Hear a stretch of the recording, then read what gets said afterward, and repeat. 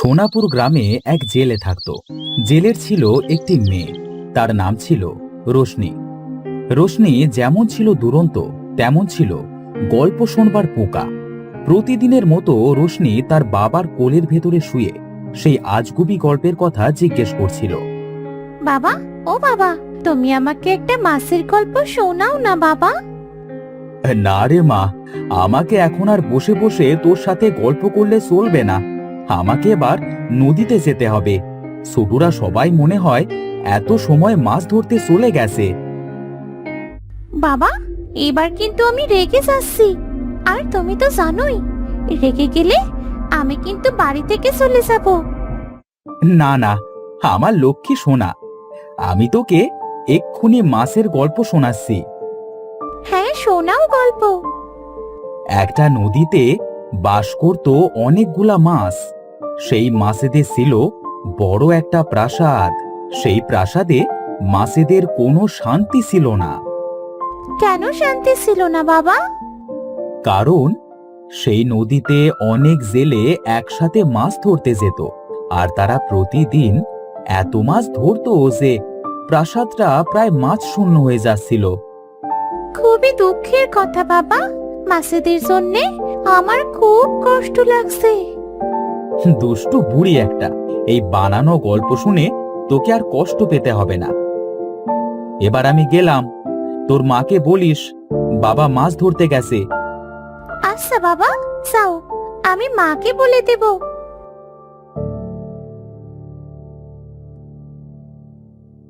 প্রতিদিনের মতো রতন জাল নিয়ে বাড়ি থেকে বেরিয়ে গেল নদীতে মাছ ধরতে।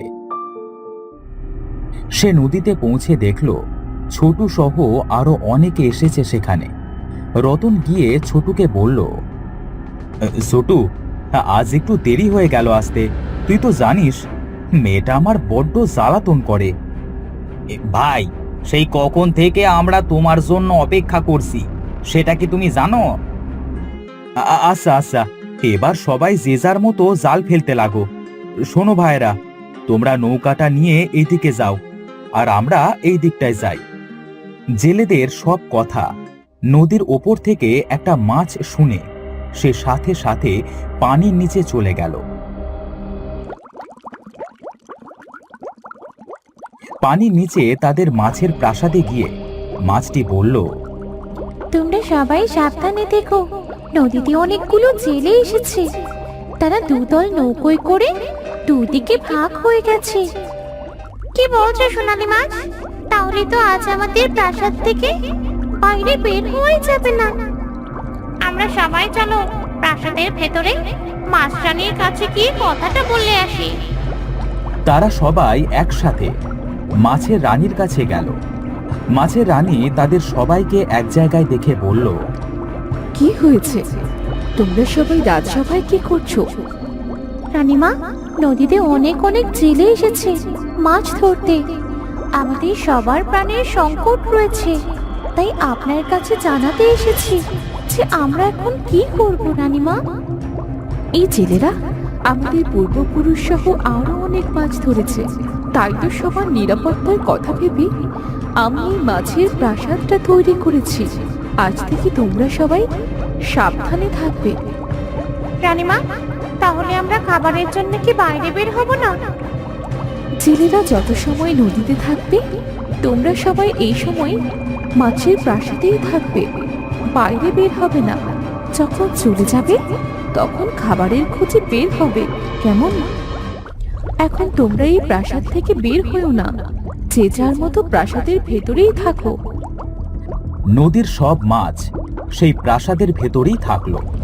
যত সময় জেলেরা নদীতে মাছ ধরছিল তত সময় কেউ প্রাসাদ থেকে বাইরে বের হলো না। এদিকে জেলেরা একের পর এক জাল ফেলেও যখন তাদের জালে একটিও মাছ উঠছিল না, তখন তারা হতাশ হয়ে বসে পড়ল। সেই কখন থেকে মাছ ধরছি, কিন্তু জালে তো একটা মাছও উঠছে না। আজ মনে হয় আমাদের জালে একটা মাছও উঠবে না। ভাই, আজ বাড়িতে ফিরে চলো, দুদিন পরে আসবো। এবার কিন্তু সকাল সকাল আসবে রতন ভাই। প্রতিদিন তুমি বড্ড দেরি করো কিন্তু। আচ্ছা আচ্ছা ভাই, তাই আসবো। এবার দিন যদি মেয়ে ঝামেলা করে তবে তাকে সাথে করেই আনবো। সেদিনের মতো সবাই যে যার মতো বাড়িতে ফিরে গেল।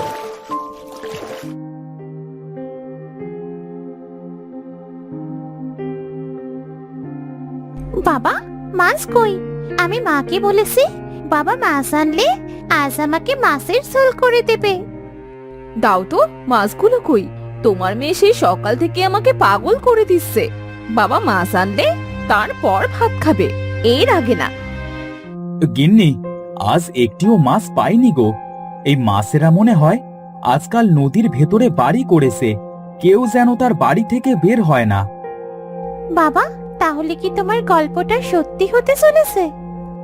আমি জানি না রে মা, কিছুই বুঝতে পারছি না। এদিকে মাছ না মারলে যে আমরা কি খেয়ে থাকবো?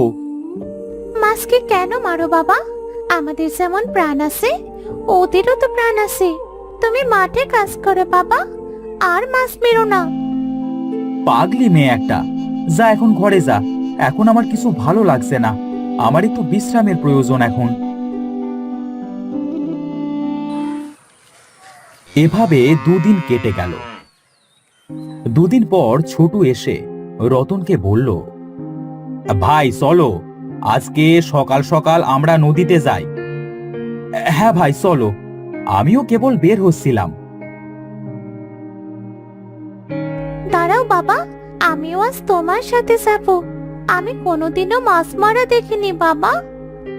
ভাই, এই মেয়েকে আজকে সাথে করে নাও, মাছ মারা দেখলে ও খুব আনন্দ পাবে। আচ্ছা চল মা, তাহলে আজ তোকে সাথে করেই নিয়ে যাই। তারা সবাই একসাথে নদীতে গেল। নদীতে গিয়ে দেখলো বাকি জেলেরাও চলে এসেছে। তারা যখন নদীতে জাল ফেললো, সাথে সাথেই জালে অনেক মাছ বাঁধলো। জেলেরা তো খুব খুশি হলো।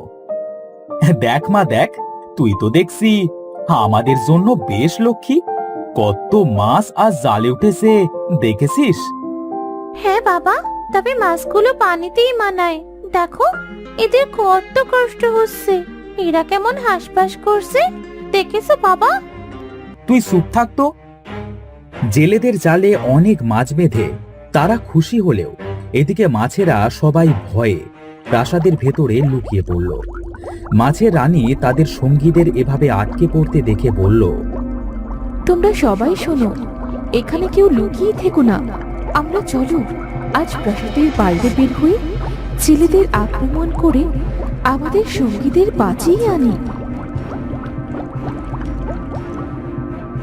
মাছ রানীর কথা শুনে নদীর পানি থেকে ঝাঁকে ঝাঁকে মাছ বেরিয়ে জেলেদের উপর আক্রমণ করল। এত মাছ দেখে জেলেরা বেশ অবাক হলো। ভাই ভাই দেখো, স্রোতের মতো মাছ ওপরে উঠে আসছে। এরা তো মনে হচ্ছে আমাদের উপর আক্রমণ করতে ওপরে উঠে আসছে। শান্ত হও ভাই, শান্ত হও, কিছু হবে না। রতন তাদেরকে সান্ত্বনা দিলেও তাদের নৌকায় এত পরিমাণ মাছ উঠল যে তাদের নৌকাটি পানিতে ডুবে গেল। সোনালী মাছটি সব মাছকে বলল, শোনো সবাই, এই ছোট্ট মেয়েটাকে আমাদের বাঁচাতে হবে। এই মেয়েটা তার বাবাকে বলেছিল আমাদের ছেড়ে দিতে, কিন্তু তারা ছাড়েনি। হ্যাঁ, এই মেয়েটি আমাদের বাঁচাতে চেয়েছিল, কিন্তু এর আগে তো বাকি মাছেরা এদের উপর হামলে পড়ে। তাই মেয়েটাকে আমাদের বাঁচানো উচিত। সবাই একে মাছের প্রাসাদে নিয়ে চলো। সবাই মিলে রোশনিকে নিয়ে মাছের প্রাসাদে চলে গেল। রোশনি তার চারিপাশে এত মাছ দেখে খুব ভয় পেল। তখন মাছের রানী রোশনিকে বলল, ভয় পেও না মেয়ে, তোমার কিচ্ছু হবে না। তুমি একটু সুস্থ হলে আমরা তোমাকে নদীর ওপারে রেখে দিয়ে আসবো। আমার বাবা কোথায়? আমার বাবাকে তোমরা কি করেছো? আমার বাবাকে এনে দাও। তোমার বাবা কোথায় সেটা আমরা জানি না। তুমি খুব ভালো মেয়ে, মাছেদের প্রতি তোমার মায়া আছে, তাই তোমাকে আমাদের এই মাছের প্রাসাদে এনেছি। আমার বাবাও অনেক ভালো, অভাবে শূন্যে হয়তো মাছ মারে। আমাদের সংসারটা ভালোভাবে চললে আমার বাবা কখনো তোমাদের মারতো না। তোমরা দয়া করে আমার বাবাকে এনে দাও। তোমার জন্য তোমার বাবাকে আমরা ফিরিয়ে দিচ্ছি, না হলে কখনো তাকে এই নদী থেকে ফেরত দিতাম না। বাবা, তোমাকে কতবার বলেছি তুমি মাছ মেরো না বাবা। আজ যদি তোমাকে হারিয়ে ফেলতাম তাহলে আমার সাথে কি গল্প করতো বাবা? মারে, তুই তো জানিস অভাবের জন্যই আমরা মাছ মারি। রানীমা, আমাদের সঙ্গীদেরকে দয়া করে ছেড়ে দিন। আমরা আর কোনোদিন এই নদীতে মাছ ধরতে আসবো না।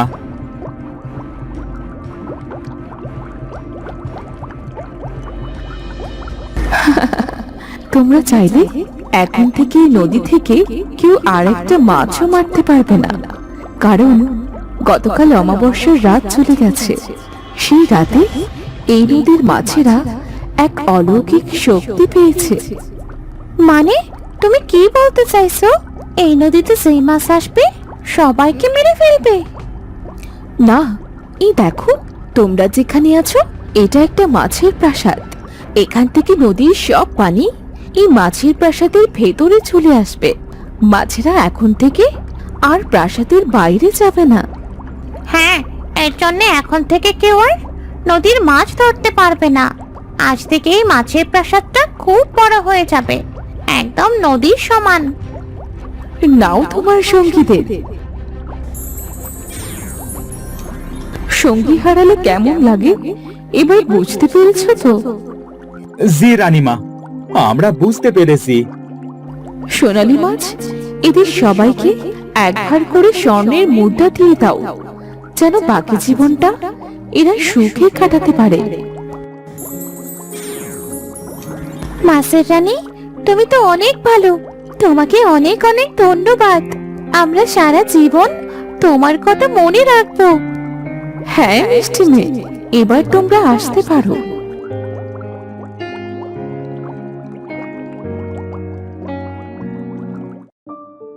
সবাই মাছেদের প্রাসাদ থেকে বেরিয়ে নদীর উপরে চলে আসলো। ছোটু হাঁপ ছেড়ে বলল, ভাই ভাই, আজ খুব বাঁচা বেঁচে গিয়েছি। আর কোনো দিন এই মাছ মারবো না। সবাই যে যার মতো বাড়ি চলো। চলো বাবা, এই স্বর্ণের মুদ্রা দিয়ে আমরা সারা জীবন বসে খেতে পারবো। মাকে গিয়ে আজ সব বলবো। দেখো, মা তোমার উপর খুব রাগ করবে। দুষ্টু বুড়ি, আর পাকা পাকা কথা নয়, চল এবার বাড়িতে চল। তারা সবাই যে যার মতো বাড়িতে ফিরে গেল। এরপর থেকে মাছের দেওয়া স্বর্ণের মুদ্রা বেচে তাদের বাকি জীবন সুখে শান্তিতে কাটতে লাগলো।